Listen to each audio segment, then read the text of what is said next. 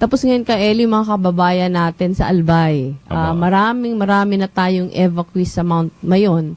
At syempre, eto napakagandang tingnan, pero dapat alalahanin din natin yung hirap na pinagdadaanan ng mga apektado. Ngayon ka Eli, parang araw-araw dumadagdag yung evacuees kasi tumitindi yung danger zone. Kaya talagang merong forced evacuation doon.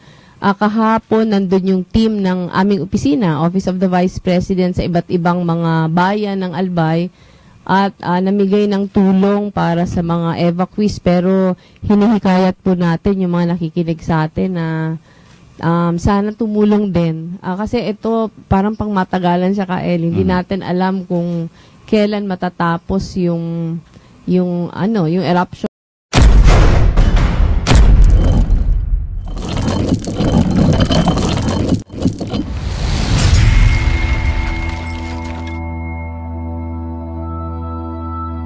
Kaya hanggang nandyan pa yung danger, talagang hindi pa papayagang bumalik yung ating mga evacuees. Kaya yung dasal natin na sana nasa ligtas silang kalagayan at yung pakikiusap natin sa ating mga kababayan.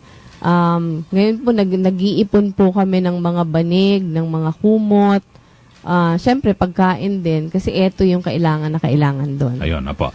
So lahat po no at yung may mga pwede namang maibigay, yung mga taga Visayas at Mindanao, pwede magtulungan ho lahat, Luzon, Visayas at Mindanao, bawat Pilipino ibahagi po no yung ating tulong kung may ikakaya naman po tayong tulong. At tingin ko ka Eli, ano din to na ayon sa mensahe ngayong kapistahan ng Santo Niño na pinakita ng ating kasaysayan na kahit anong kadiliman yung pinagdadaanan, basta tayo nagkakaisa, walang imposible. Ayun, apa. Okay. Eto ka, Eli, mapalad tayo ngayong umaga. Napagbigyan tayo kahit linggo. Eto, napaka hinahangaan na public official. Alam mo ka, Eli, ano siya? Bar top notcher. Number 15 siya noong 1987 bar. Pero, pwede siyang pumasok sa mga malalaking mga law offices na nagpa-practice ng corporate law pero piniling maglingkod sa ating pamahalaan.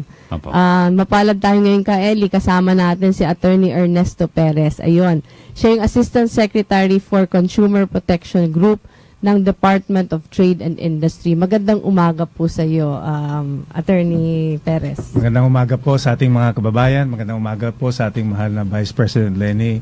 Isa pong malaking karangalan na maimbita ng ating mahal na Vice President sa programang ito. Kahit linggo po, willing po tayo mag-serve para lang po sa ating mga mamamayan. At siyempre ma'am, gusto natin tumulong sa ating pamahalaan na maipaliwanag ng gusto. Kasi ngayon marami na po nangyayari ng mga pagsasamantala. Dito po sa sinasabing epekto ng train law, yung tax reform law ng ating pamahalaan. Oo, kinikwento ko ka Eli kay Attorney Perez kanina. Sabi ko, salamat kasi kahit linggo pinagbigyan mo kami. At kinikwento ko din sa kanya na inimbitahan natin siya kasi nung nakaraang linggo, yung ating bisita ay si Yusek Carl Chua ng Department of Finance. Parang pinaliwanag niya sa atin yung detalye ng train law. Nagkulang nga yung panahon natin ka Eli. Marami pang mga tanong pero hindi na natin natanong lahat dahil kulang ng oras. Pero yung mga natanggap natin na mga reaksyon, halos lahat tungkol sa pagtaas ng presyo. Kaya minabuti natin na imbitahin si Attorney Perez para manggaling sa kanya. Ano yung ginagawa ng DTI, tapos kung merong mga hindi susunod, ano yung parang remedy. Ano yung remedy ng ating mga kababayan para maipaabot sa DTI yung mga pagsasamantalang nangyayari. Kaya Attorney Perez, nung nandito po si Yusek Carl, merong mga nagko-comment sa aming Facebook page. Kasi kinikwento po ni Yusek Carl yung mga panukala saka yung mga probisyon na kinokontrolan talaga yung pagtaas ng presyo. At meron na nga parang mga suggested retail prices. Pero meron pa ding mga negosyanteng mapagsamantala. Meron po ba kayo, as of now, meron ba kayong mga namomonitor na ng mga ganito? Ang DTI po ay palaging nagmo-monitor ng suggested retail prices ng ating basic necessities and prime commodities. Ito pong basic necessities and prime commodities sa ating sa ating Price Act. Ito po yung mga produkto or goods na essential po sa sustenance and existence ng ating mga mamamayan. Katulad po ito ng yung mga products under DTI, ito po yung mga canned goods, instant noodles, coffee refill. Yung bigas po. Yung bigas Kabahagi po, ba siya? under po yun sa Department of Agriculture. Yung mga namang sa mga gamot, under naman ho yun sa Department of Health. May mga produkto lang po na under sa jurisdiction ng Department of Trade and Industries. Kagaya po sa nabanggit ko kanina. Ngayon, sangayon po sa aming study at sa pagmo-monitor, ang epekto po, ang direct effect ng train sa basic necessities and prime commodities, sa mga binanggit kong produkto, is only on the distribution cost, which is only 5% of the total component ng product cost. Sa amin pong pag-aral, yung inventaryo po ng ating mga supermarkets and groceries, within the next 2 weeks, hindi po dapat magtaas. Dapat hindi pa, diba? Dapat hindi pa kasi may inventaryo pa sila. Pero kahit ngayon po, January 21 na tayo ngayon, sangayon po sa aming latest monitoring, hindi pa rin po nagtaas ang presyo. Kung nagtaas man, mga very minimal. In fact, si Secretary Mon Lopez ng DTI, nung dumalaw sa Davao ng last Saturday, pinuntahan po niya yung mga malaking supermarket. Mababa pa rin po sa suggested retail price po. At mababalidate din po sa merkado, sa Metro Manila, sa Caloocan, sa Marikina, sa Las Piñas, even sa Manila, hindi po nagtaas ang presyo. Kasi po, si Secretary, tinatawagan yung ating mga manufacturers, inassure naman sila na hanggat maaari, hindi po sila magtataas ng presyo. Kasi po ang ating mga mamamayan, educated na rin po. Meron po tayong app sa Android phone na meron po doon e-presyo. At anytime po, ang ating mga consumer, pwede i-check kung magkano suggested retail price ng produkto. Kaya kung mataas ang presyo, pagpunta ng mamamayan sa isang grocery store at mataas ang presyo mo, brand, hindi ka bibili ng tao. Kasi pwede mong i-check sa app. Pwede po, pwedeng i-check. Ito po, paano ba nila madadownload yung app? Nasa ano ba, anytime, kung merong Android phone, pwede po ni-download yung e-presyo lang. E-presyo. E-presyo ang tawag. Sa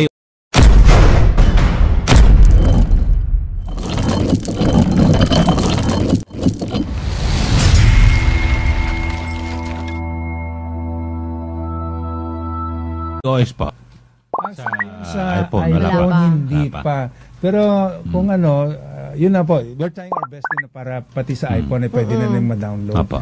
Pero at any time noon, sa website ng DTI, o kaya tumawag lang po sa DTI, sa Trangline, sa Kasal, para ma-monitor. Yung mga yung suggested retail price po, sa ngayon, we allow the market to interplay. Dati po, ang bago magtaas ng suggested retail price, pinapadaan muna sa DTI, ina-approve, pre-approve. Ngayon po, pinapabayaan na natin yung mga manufacturers na sila mag-determine ng suggested retail price. But they have to notify po yung ating... Pero paano po yun? Parang meron ba silang asosasyon? Halimbawa, suggested retail price ng sardinas. Paano yun i-determine? Yung manufacturer po by brand. I-inform nila ang DTI na tataas kami. Tapos, under the Price Act, pag ikaw nagtaas ng more than 10% of the existing suggested retail price, papa-explain ka na ng DTI. Kasi pwede na ho yung profiteering, hoarding, nag-take advantage ka sa ano. So, papa-explain ka ng DTI bakit ka nagtaas. Kaya yung mga manufacturer po, bago sila magtaas, they make sure na hindi more than 10% at they inform DTI about it. Kung hindi, pwede po silang ma-charge ng profiteering. Kasi naalala natin ka, Ellie, nung linggo, parang meron mga nagre-report ng pagtaas ng gasolina na. At naalala ko, yung nirereklamo nga, kasi kahit hindi din makatarungan na dahil ito sa train law, kasi ano naman to yung assumption natin, meron pa silang tirang stocks, di ba? Ito po, meron ba kayong mga natanggap na ganito ding mga reklamo? Yung pagtaas sa gasolina? Unang-una po, ang pagtaas ng gasolina nasa jurisdiction po ng DOE. Department of Energy. Tumutulong lang po kung humingi ng tulong sa amin, tumutulong kami sa Department of Energy para monitor. So ito po, kung halimbawa may mga reklamo sa pagtaas ng gasolina, dapat sa DOE magreklamo. Department of Pagtaas naman ng mga agricultural products, kasama doon yung bigas, sa mga karne, lahat. Sa DA naman. Department of Oo, Agriculture. hindi. Pero sa inyo yung mga ibang mga basic commodities. Yes, ma'am. Oo. Pero ang Yung mga DTI po, delata, merong- mga ganun, Yung lahat, delata, canned goods, instant noodles, coffee refill. Pero ang Department of Trade and Industry, meron po kaming policy na open door policy. Kahit po hindi sa aming jurisdiction at may nag-complain, Tinatanggap nyo din. tinatanggap namin. Oo. At kung pwedeng ma-address, ina-address po namin yan. Kung hindi na kaya within our jurisdiction, nire-refer po namin yan Oo, sa agriculture. Kasi magiging mahirap din para sa consumers natin kung ang dami niyang dapat tawagan Tama po, na ma'am. pwedeng isa naman. Tama po, ma'am. Naalala ko ka, Ellie, nag-meeting kami sa office, may dumating na reklamo. Ang nirereklamo naman po, parang turon. Meron daw isang turon na popular sa isang department store. Parang 18 pesos yata ito dati. Yung nagrereklamo, talagang weekly daw siya bumibili. Pagbili niya daw last week, yung 18 pesos na naging 20 pesos na. At nireklamo niya daw ito kung bakit 2 pesos yung tinaas. Ang dinadahilan daw nung nagtitinda dahil sa bagong train law. Paano baka tumaas yung mantika o yung kuha ng saging, paano po yan? Ang epekto po kasi ng train law, yung sa sugar. Or Siyempre, LPG. kung turon, kailangan ng component na sugar. Tapos isa din sa mga reklamo, yung soft drinks. Bakit tumaas? Expected po yun kasi ang train law, nag-impose po ng excise tax na 6 pesos per liter. Sa mga sweetened beverages. Oo. Kaya yung epekto po nito sa soft drinks, mga ilan yung itataas niya? Oh, at least 6 pesos po ang itinaat per 6? liter. Per liter. Pero meron namang iba, hindi naman nila minamaximize yung pagtaas kasi ayaw din naman nila na maepektuhan yung market So, share. hindi lahat ipinapasa sa consumer ng ibang Iba ina-absorb. Kasi Kaya may po- Yes, sir. competition po ito Kaya Matindi po rin, na-explain ko kanina, nung pinag-aaralan po namin yung component ng effect ng train law sa goods, 5% na po yun. But out of the 70% po doon ang cost of materials, 8% on advertising, 8% on the selling cost, and 6% on the net profit before tax. Ang mga manufacturer, imbes na ina-absorb na lang po nila. Imbes na i-charge nila doon sa distribution cost, maaaring i-charge nila doon sa selling cost or sa advertising cost or sa profit para po within the level sila at patuloy pa rin silang bibili ng ating mga mamamayan po.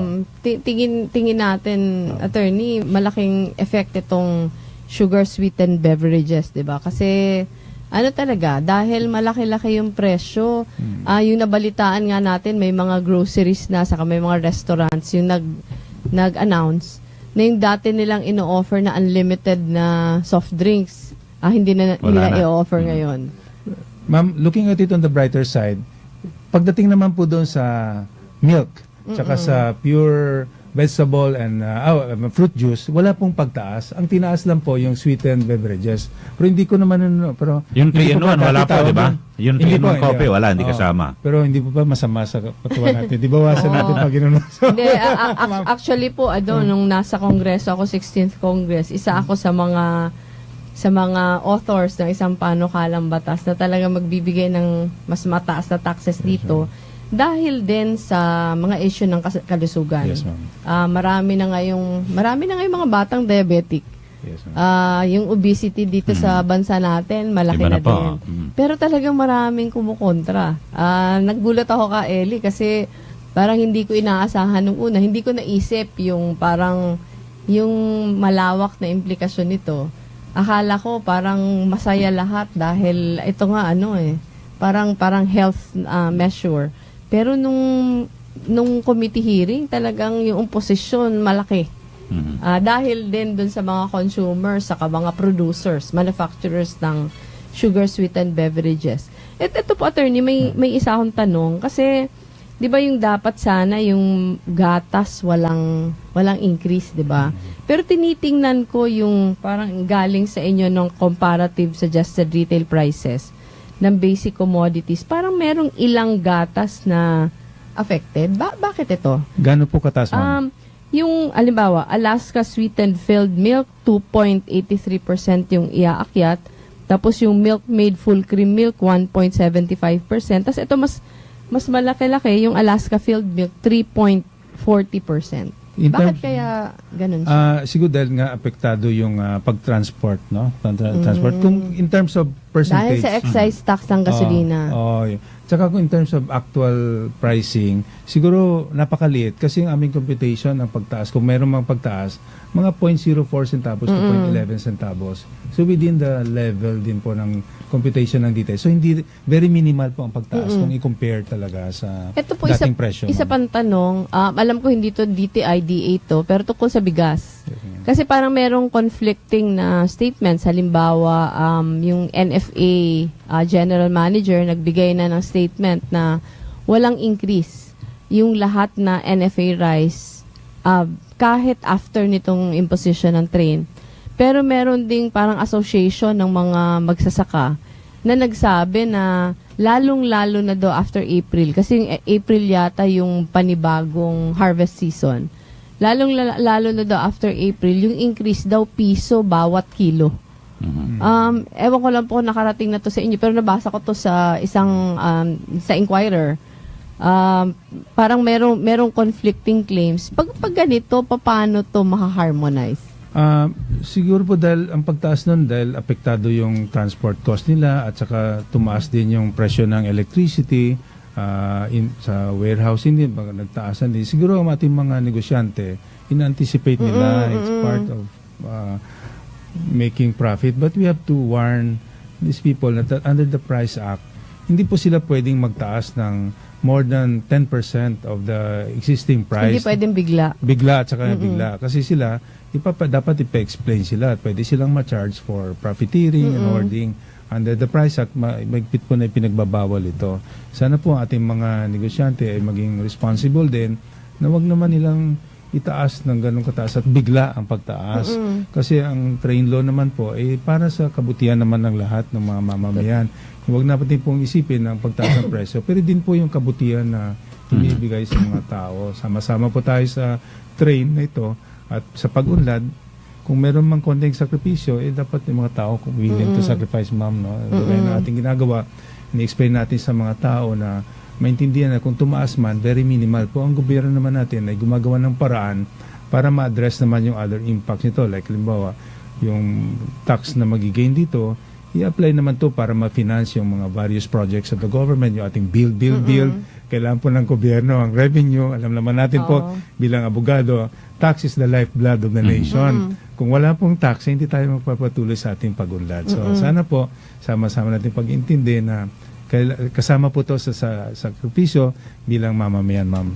Yung, kung naalala mo ka, Ellie, yung last week, yung isa sa controversial na provision, attorney, na pinasa ng Kongreso, yung tungkol sa mga sasakyan. Kasi in-explain ni Yusek Carl na parang yung taxes para sa mga sasakyan talagang tinaasan. Ito, marami naman naniniwala na tama lang. Lalo na ngayon na grabe na yung traffic, di ba? Pero yung isang controversial doon na diniscuss niya, yung bakit yung mga sasakyan na mura, yun yung napakataas ng taxes. Pero yung mga luxury vehicles, yun yung binabaan. Yung luxury vehicles, parang 60% dati yung taxes niya. Yung proposal yatang una gawing 100%. Pero rather than taasan yung mga mamahaling sasakyan, binabaan pa, parang from 60% to 40%. Kaya yung mga reaksyon ng ating mga listeners, parang pinapaboran yata yung mga mayayaman. Kasi bakit yung mga sasakyan na binibili ng mga medyo medyo nag-iipon pa lang o hinuhulog-hulugan, yun tuloy yung grabing taas. Tapos yung mga gaya ng mga Lexus, ng mga Porsche, yun yata yung basta 4 binabaan. million up ata, ma'am. 4 million, pag ang presyo ng sasakyan 4 million pataas, binabaan tuloy yung taxes. Ito po ba under din ito sa DTI? Unfortunately, hindi po. Dapat siguro sa Department of Transportation ito. Pero hindi ko nga maintindihan. Ang intensyon ng train ay dapat nga lang doon sa mga SUVs ang expected na tumaas ang presyo. Yung mga cars na mga hindi pang mayaman. Sabi natin dapat people's bumaba, car. People's car. Dapat hindi bumaba, di ba? Hindi yun ang intensyon ng train law, ma'am. Pero nagbago po. Ang proposal nga, sabi nga po ni Yusek Chua, yun ang proposal, pero Gawing 100%. nung dumaan sa Kongreso, bigla pong nabaliktad. Asan? Ito, marami naman naniniwala na tama lang. Lalo na ngayon na grabe na yung traffic. Di ba? Pero yung isang controversial doon na diniscuss niya, yung bakit yung mga sasakyan na mura, yun yung napakataas ng taxes. Pero yung mga luxury vehicles, yun yung binabaan. Yung luxury vehicles, parang 60% dati yung taxes niya. Yung proposal yatang una gawing 100%. Pero rather than taasan yung mga mamahaling sasakyan, binabaan pa, parang from 60% to 40%. Kaya yung mga reaksyon ng ating mga listeners, parang pinapaboran yata yung mga mayayaman. Kasi bakit yung mga sasakyan na binibili ng mga medyo medyo nag-iipon pa lang o hinuhulog-hulugan, yun tuloy yung grabing taas. Tapos yung mga gaya ng mga Lexus, ng mga Porsche, yun yata yung basta 4 binabaan. million up ata, ma'am. 4 million, pag ang presyo, pag ang presyo ng sasakyan 4 million pataas, binabaan tuloy yung taxes. Ito po ba under din ito sa DTI? Unfortunately, hindi po. Dapat siguro sa Department of Transportation ito. Pero hindi ko nga maintindihan. Ang intensyon ng train, dapat nga lang doon sa mga SUVs ang expected na tumaas ang presyo. Yung mga cars na mga hindi pang mayaman. Sabi natin dapat people's car. People's car. Dapat hindi bumaba. Di ba? Hindi yun ang intensyon ng train law, ma'am. Pero nagbago po. Ang proposal nga, sabi nga po ni Yusek Chua, yun ang proposal, pero gawing 100%. nung dumaan sa Kongreso, bigla pong nabaliktad. Pero mataas pa rin. Mataas pa din siya, pero bumaba po sa kumpara sa dati. From 60 to 40. Mas mura. Malaki actually yung binaba sa presyo kasi parang 20% down eh. So yun yung talagang maraming nag-react sa ating Facebook page na bakit ganon. Kasi kadalasan pag mura yung sasakyan, yung mga below 1 million o mahigit lang ng konting 1 million, ang mga bumibili nito, kadalasan ito yung mga parang buwan-buwan humuhulog. Tapos ito yung mga tinaasan, kaya mas magiging mahirap. Pero yung mga bumibili ng luxury cars, halos hindi ito mga parang hindi mahirap sa kanila bumili, sila patuloy yung binabaan. Kaya marami, actually binasa natin kay Yusek Carl yung ibang mga comments at sinabi niya na hindi yun yung proposal ng DOF, pero yun yung ipinasa. Kaya siguro yun din siguro yung patuloy na itatanong sa pamahalaan. Kasi pwede pa namang baguhin in the sense na meron pa siyang pangalawang package, meron pa sigurong pangatlo. Yes, at mas mabuti siguro yung mensahe sa publiko mas solid, 'di ba? Parang kaya tayo nagte-train para yung mga mas may kaya, sila yung mas magsasakripisyo para sa mas mahirap. Titingnan po natin yung data in the next 2 weeks or a month kung talagang tumaas ang presyo ng mga people's car. Kasi sa ngayon, sa report, parang hindi naman tumaas pa eh. So sana ma-validate po yung report na yon. At tingnan po natin. Pero on the other side naman, tingnan po natin na ang purpose naman ng train law para dun sa ating build program. Umattend po ako ng NEDA Infrastructure Committee meeting this week. At ma-amaze po tayo sa plano ng ating gobyerno na improve yung ating mass transport system. Yung pinakamahalaga. Yun ang pinakamahalaga talaga. Pero Asek, yung dito may listahan ako sa ito yung sa Honda na lang. Bibigyan lang sample lang. Yung Honda City na 2018, 1.5 manual po ito. Yung dating 770,000, ngayon 820,000 na po. So, yung difference ay 50,000 pesos dahil sa train law. Yan po, sa city. Yun, kung hindi ako nagkakamali, Ka-Eli, parang may dala si Yusek Carl last week ng listahan ng mga sample na mga pagtaas ng presyo sa mga people's cars. Tingin ko nga po walang masyadong question sana kung lahat. Ang gusto ko sabihin, kung tumaas yung mga people's cars, yung presyo, sana lahat. Pero yung pinaka-question nito, bakit yung mga binibili ng mga mayayaman, yun tuloy yung bumaba. Opo. Yun nga. Tapos dito yung pinakamahal po no ng ito ehemplo lang po sa Honda kasi may listahan ako eh. Yung kanilang medyo mahal dito yung Odyssey, yung van na dating 2.449 thousand naging 2.433,000. So nabawasan pa ng 16,000 pesos.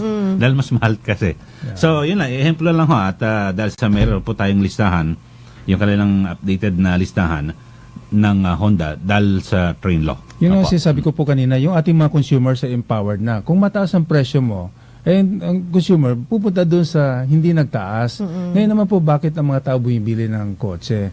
Dahil sa sitwasyon ng ating traffic, sitwasyon ng ating mass transport. Pero pag na-improve na po yung ating mass transport hindi system, hindi na ganun kakailangan ng tao para bumili ng sasakyan. So ito po ang plano ng gobyerno. Kaya po tayo magsakripisyo para ma-improve yung ating mass transport. Pag na-improve na po, hindi na tayo kailangan bumili ng additional na sasakyan. Actually po, nasa isa akong pagtitipon kagabi. Yun yung pinag-uusapan. Ang kwento nila, mas preferred talaga nila kung okay yung MRT, mas preferred talaga. Pero yung sa kanila, nakatulong daw sa kanila na meron ng Grab sa Uber. Kasi dati daw, ang pinagkukwentuhan ka, Eli, dun sa pagtitipon na pinuntahan ko kagabi, yung lahat na problema sa mga drivers. Mga maraming kwento na mga problema nila sa drivers. Ang sabi nila na nawala yung mga problema yun na nagkaroon ng Grab sa Uber kasi hindi na kami dependent. Ano na lang, tatawag na lang kami. At ito meron dito mga doktor, merong mga professionals. At lalong-lalo na pag nagkaroon ng mass transit. Gaya ng isang kausap namin, attorney doon, parang yung negosyo niya nasa Alabang. Pero yung bahay niya andito sa may Mandaluyong yata. Ang kwento niya, hinihintay ko na nga matapos yung bagong linya ng MRT. Kasi kung meron na yun, from Alabang, sasakay ako, bababa ako, malapit na sa bahay namin. Kaya ito, magmayaman, magmahirap, hinihintay talaga yung pagbabago para sa mas makabubuti sa ating mass transit.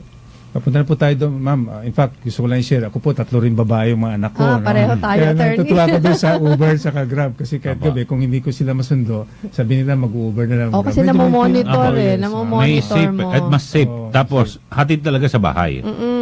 Hindi lang ka, Eli. Dati yung mga taxi, kahit hatid ka sa bahay, parang yung magulang mo hindi namomonitor. Naalala ko ka, Eli, yung hindi pa po kami dito nakatira, sa Naga pa kami nakatira. Pero yung anak ko, nag-aaral na dito. Siya nag-jeep siya, nagbubus. Pero may mga panahon na kailangan talaga mag-taxi. Yung nire-require ko sa kanya para panatag yung aking kalooban, pag sakay niya pa lang sa taxi, nag-uusap na kami sa telepono hanggang siya makarating.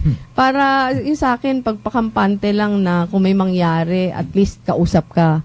Pero ngayon, parang hindi na din yung kailangan kasi namomonitor mo sinong driver yung sumundo, anong sasakyan, namomonitor mo kung nakarating na. Kaya ito, tingin ko game changer din na to. Maraming mga issues na nakapalibot dito, pero tayo naman, paminsan sasabihin mo, kahit mas mahal ng konti, basta sigurado.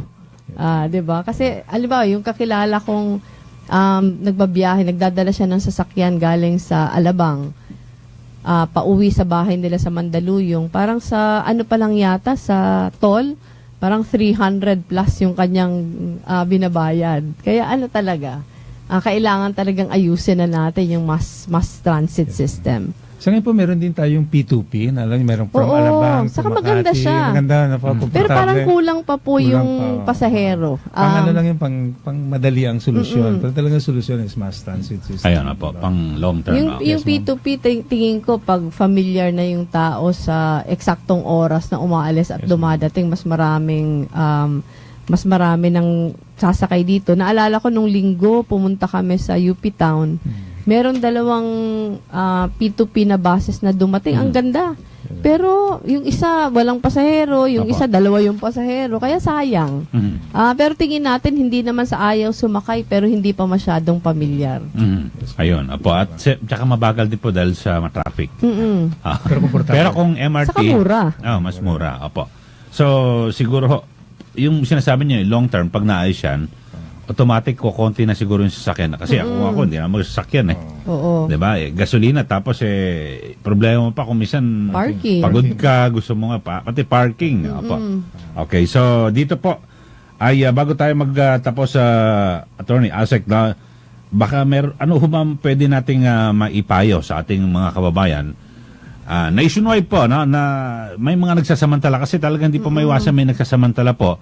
Binabanggit niyo po na talagang minimal lang po yung pagtaas pero maaaring hindi po na monitor ng DTI sa iba't ibang panig na bansa na meron pong profiteering na nangyayari. Ang DTI po, ang mission statement, we do not only enable business but we also empower consumers. Part of the empowering is education of our consumers. Dapat maging aware sa kanilang karapatan. Isa po to sa ginagawa ng DTI yung pag-monitor ng suggested retail prices. Sa lahat po ng mga major supermarkets and groceries, meron po tayong nakalat na mga enforcement teams at minomonitor po to regularly ang presyo.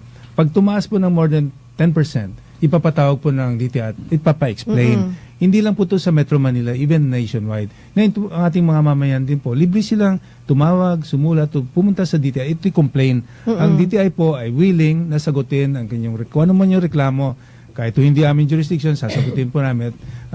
Kasi kasama po ito sa aming obligasyon to empower consumers. So, ang mga mamayan, lalo pag kayo bumili, basahin nyo yung, yung mga warranties. Kung may resibo, itabi po nyo para kung may violation ng warranty, i-complain nyo sa DTI. At sigurado po kayo na makakarating po to at mabibigyan natin ng solusyon ng problema ng mga tao. Ito po ba, meron bang hotline yung DTI na pwede nilang sumbungan? Yes ma'am, meron tayong hotline, saka meron pa tayong cellphone, merong website.